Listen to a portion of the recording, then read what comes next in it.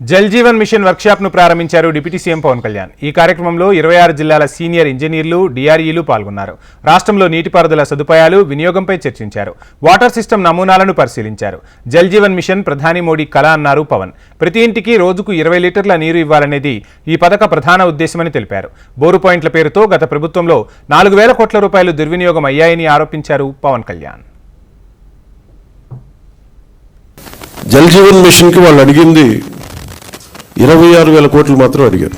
26.8.3 crores 0.94 ఎగ్జాక్ట్గా అడిగింది. కానీ వాళ్ళు మంజూరు చేసింది 4,787.10 కోట్లు.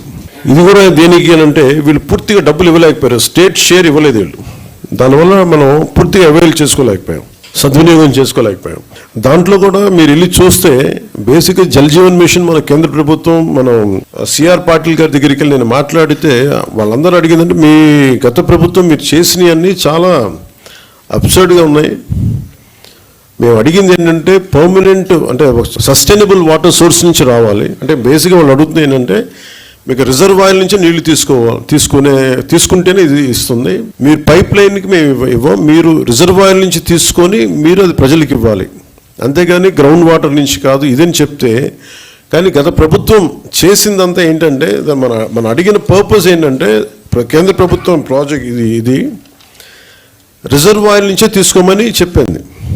కానీ గత ప్రభుత్వం ఈ 4,000 కోట్లకు కూడా, ఎందుకంటే మనం కొత్త ప్రభుత్వం వచ్చాక దాదాపు 700 కోట్లు మనం తీసుకున్నాం.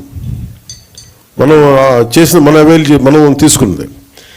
ఇప్పుడు జల్ జీవన్ మిషన్ కింద వాళ్ళు అడిగింది ఏంటంటే మనకున్న దాదాపు 38 మేజర్ సస్టైనబుల్ సోర్స్ రిజర్వాయర్స్ ఉన్నాయి మనకి. వాటికి సంబంధించి 95.44 ట్యాప్ కనెక్షన్స్కి 38 వాటర్ రిసోర్సెస్ నుంచి సస్టైనబుల్ వాటర్ రిసోర్స్ని తీసుకోమని ప్రతిపాదన ఉంది. కానీ గత ప్రభుత్వం ఏం చేసిందంటే 4,000 కోట్లు కూడా గ్రౌండ్ లెవెల్లో చూస్తే కంప్లీట్గా కేంద్ర ప్రభుత్వం నిబంధనలకు వ్యతిరేకంగా చేశారు.